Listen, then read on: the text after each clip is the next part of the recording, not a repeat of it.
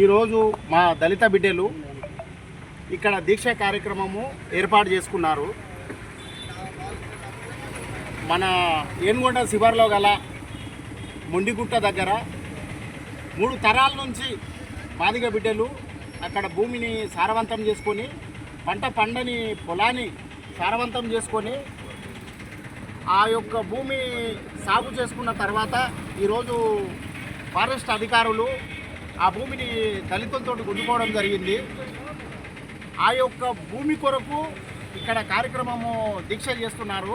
ఎందుకొరకంటే ఎక్కడైనా కూడా ఈ మామ్నార్ మండల్లో కానీ హర్మాణ మండల్లో కానీ మా మామ్నార్ కాన్స్టిట్యున్సీలో కానీ జిల్లా వ్యాప్తంగా ఉమ్మడి జిల్లా వ్యాప్తంగా కానీ దళితుల భూములు అక్కడక్కడ విలేజులలో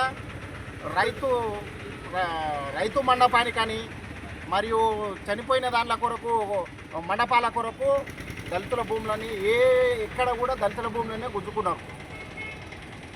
ఇది ఎంతవరకు సమంజసం? ఇక్కడ దళితులకు పూర్వం నుంచి కూడా భూములు లేవు. మాకు కొద్దిగా గొప్ప గవర్నమెంట్ భూములు అక్కడక్కడ గవర్నమెంట్ భూములు అసైడ్ భూములు ఉంటే ఆ భూములు కూడా కనీసము పట్టా కల్పించి కనీసం చేసుక తిన్నికే ఇది నీ ప్రాపర్టీ అనే విధంగా లేకుండా ఏ విషయంలో అడిగినా అరే వీళ్ళు దళితులం అని చెప్పి ప్రశ్నిస్తారనేది ఒక పుకారు లేపిండ్రు. ఇది సమంజసం కాదు. కొన్ని ఏళ్ళకెళ్ళి తరతరాలుగా ఆ భూమిని నమ్ముకొని, ఎందుకంటే ఆస్తులు ఉన్నాయి మా వాళ్ళకు, అదొక ఆధారం ఎవరికో ఉంది. ఆ అసైన్ భూములు కూడా అందరికీ లేవు.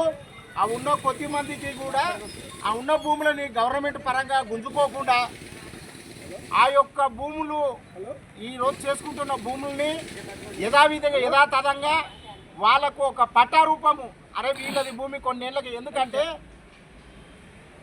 ఎంఆర్ఓ ఆఫీస్ పరంగా కానీ రెవెన్యూ ఆధారంగా కానీ 75 సంవత్సరాల నుంచి భూమిని శిస్తు చేసిన వారికి పట్టా ఇవ్వాలనేది ఒక ఆర్డినెన్స్ ఉంది.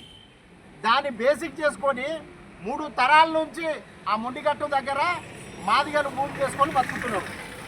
ఆ యొక్క భూమిని అటవీ శాఖ అధికారులు గుంజుకోవడం కాక దళితులపై దాడి చేయడానికి కూడా ప్రయత్నిస్తున్నారు.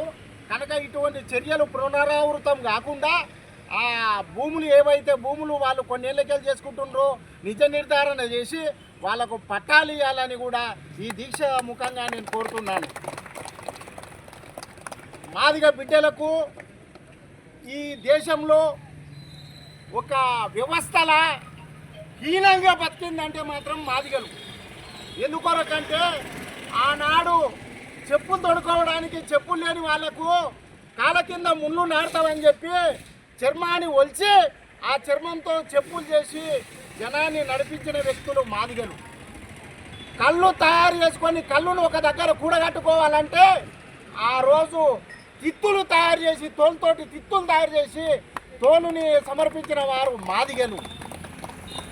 ఆ రోజు నీళ్లు బావిల నుంచి పైకి తోడాలంటే మూట నిర్మాణానికి ఉత్తులు తయారు చేసిన వ్యక్తులు మాదిగ బిడ్డలు.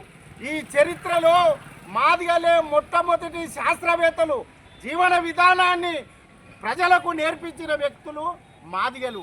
కానీ మాదిగలు ఆ తోలు ఆరబెట్టుకోవడం ఇంటి ముందల ఆ వాసన నుంచి అంటరాని వాళ్ళుగా చిత్రీకరించి మాదిగా ఇళ్ళకు పోతే వాసన కొడుతుందని ఆ రోజు మాకు అనివార్యంతో పంటలు వండది లేదు, పరిస్థితులు అనివార్యంగా ఉండడం వల్ల ఆ రోజు ఒట్టి తుణుకలు ఆరబెట్టుకొని ఇంటి ముందర ఆరబెట్టుకొని ఆ ఒట్టి తుణుకలు బతికిన చరిత్ర ఉంది కనుక ఆ రోజు నుంచి హీనంగా చూస్తూ వచ్చి భూములు లేక ఆ ఒక్క భూమిని ఏర్పాటు చేసుకుంటే ఆ భూమిని కూడా గవర్నమెంట్ గుంజుకుంటే ఎంతవరకు సమంజసము?